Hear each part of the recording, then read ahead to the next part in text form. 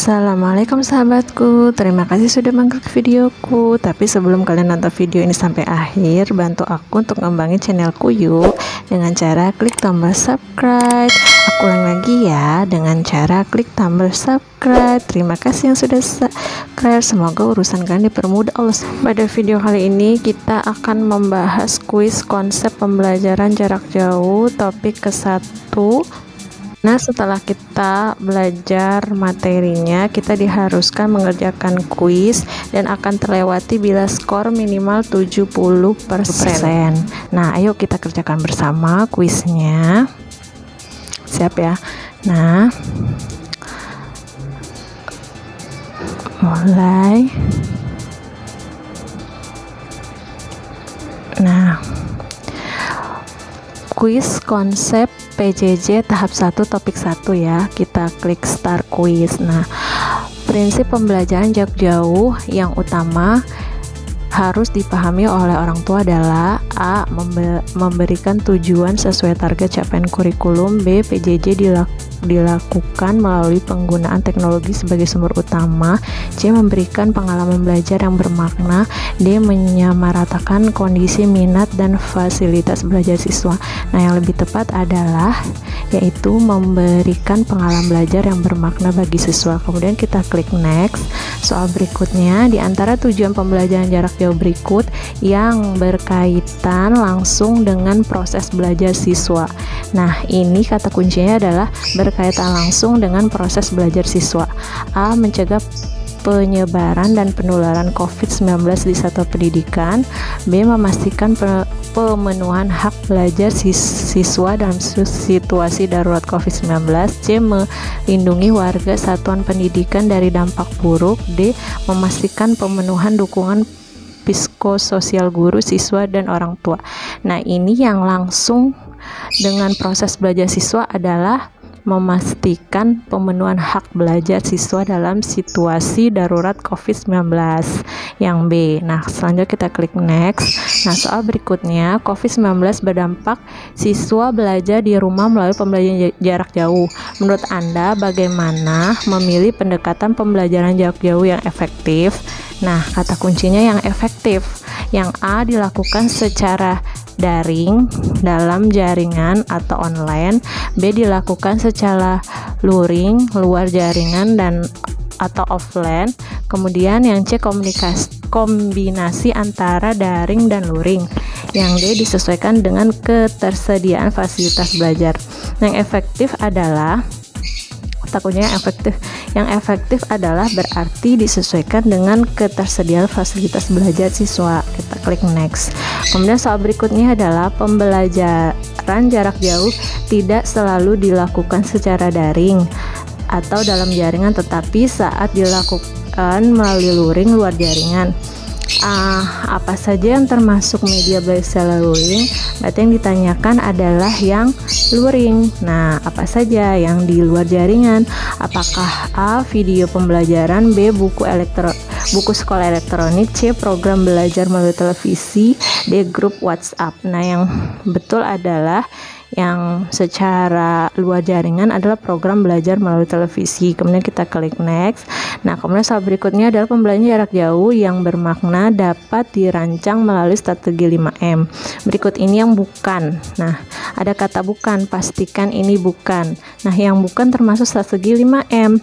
Nah, apa sih 5M itu? 5M itu yang pertama adalah memanusiakan hubungan, yang kedua memahami konsep, yang ketiga membangun berkelanjutan, yang keempat memilih tantangan, dan yang kelima adalah memberdayakan konteks. Jadi yang bukan adalah merancang RPP. Nah, kemudian kita klik next. Soal berikutnya adalah guru abdi mengajar di daerah pelosok Indonesia. Keterbatasan mengakses internet menjadi tantangan pembelajaran PJJ. Alhasil, guru abdi mengumpulkan informasi terlebih dahulu terkait profil serta membangun kesepakatan bersama orang tua. Melalui hasil kesepakatan tersebut, penyampaian materi dilakukan melalui bahan ajar cetak sehingga siswa dan orang tua tidak terbebani dengan akses internet. Berdasarkan cerita di atas, Berdasarkan cerita dari Guru Abdi pada strategi 5M yang telah ditetapkan adalah, nah di sini kata kuncinya adalah terlihat adanya mereka melakukan komunikasi antara orang tua dengan guru, berarti itu adalah memanusiakan hubungan. Nah yang ini A. Nah selanjutnya kita klik next.